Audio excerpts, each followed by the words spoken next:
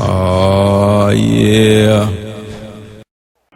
That God would destroy this race of people who has built a great world and who has conquered the original black people throughout the earth for the last 6,000 years. Now their power is dwindling away, and they are angry. And they seek to war against the truth among you to prevent as many that they can prevent to not seeing the hereafter. Be aware of this. They say to you, stay away from them. We are going to destroy them. That's like the enemies of Lot saying to him and his home that they would come in, destroy Lot and his guests, the angels. But who got destroyed? It was those who declared war against Lot. We may look at Noah, who was before Lot. Who was it that got destroyed? Was it Lot or the opponents of Lot? It was the opponents of Lot and the opponents of Noah who got destroyed. Who was it that got destroyed? Who opposed Moses in Egypt? Was it Moses or Pharaoh and his people? It was Pharaoh and his army that got destroyed, who were trying to destroy Moses and his people, whom God had raised up among them to lead them into a land wherein that they could be at peace.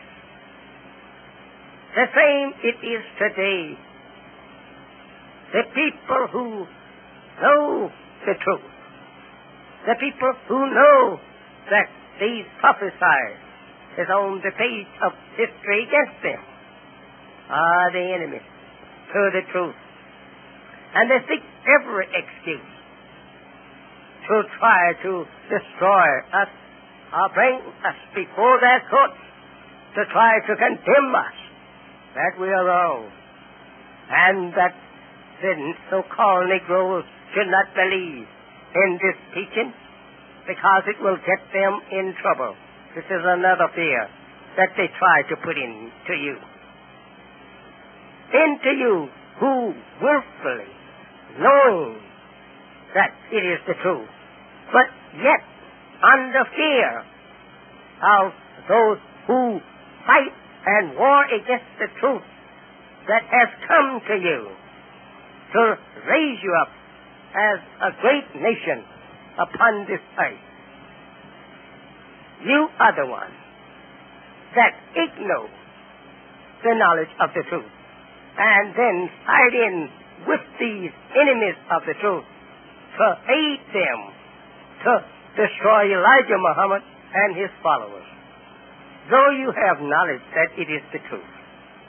But under fear and under your great desire to be like the enemy and be a friend of the enemy to get what little small offerings he have for you, which will eventually be a offering or prestige that will cause you to grieve and moan over it, and finally go to hell for accepting the promises of the enemies of God and rejecting the salvation that God offers to you today.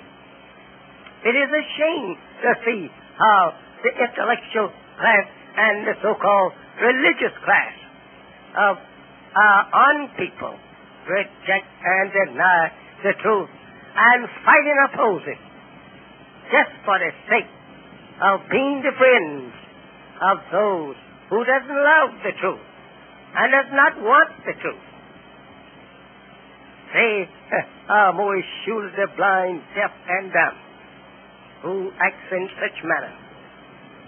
Again, we must remember that I said to you, if the white race had been made in other colors, green or blue, they still would have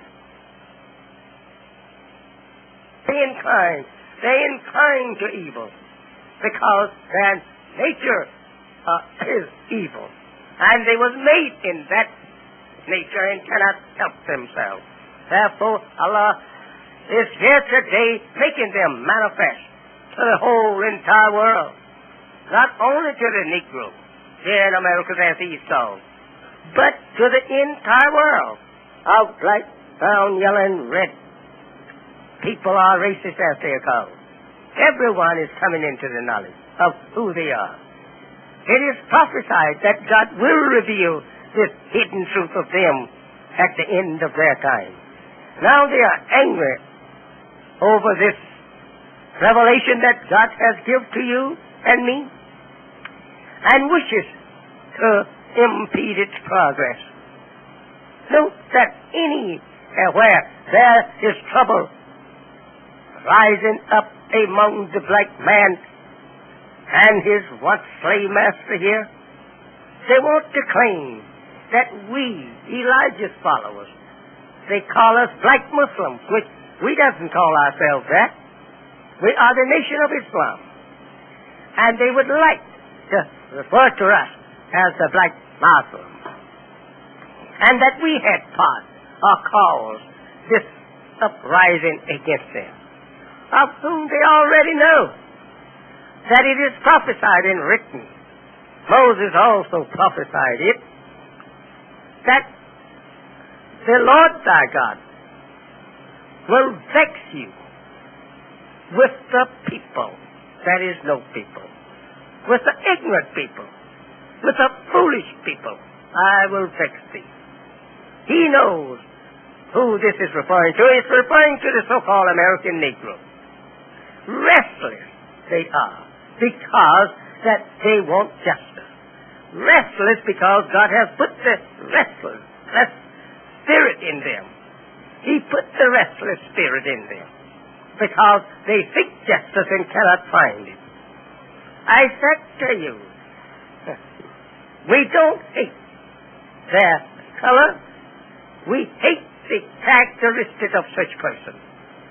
We hate that evil that is in them, that they cannot control, and their evil plans to ever deprive us of enjoying freedom, justice, and equality, and their evil turns to us, beating and killing us all over the country, and they're depriving us of equal justice with them in their court and under their law of justice. This is what we don't like about them. They could have been any color if they had good nature and their works were good. We would have loved them as we love our own righteous people. But nature did not give them that. Therefore, we're not in love with their evil doings.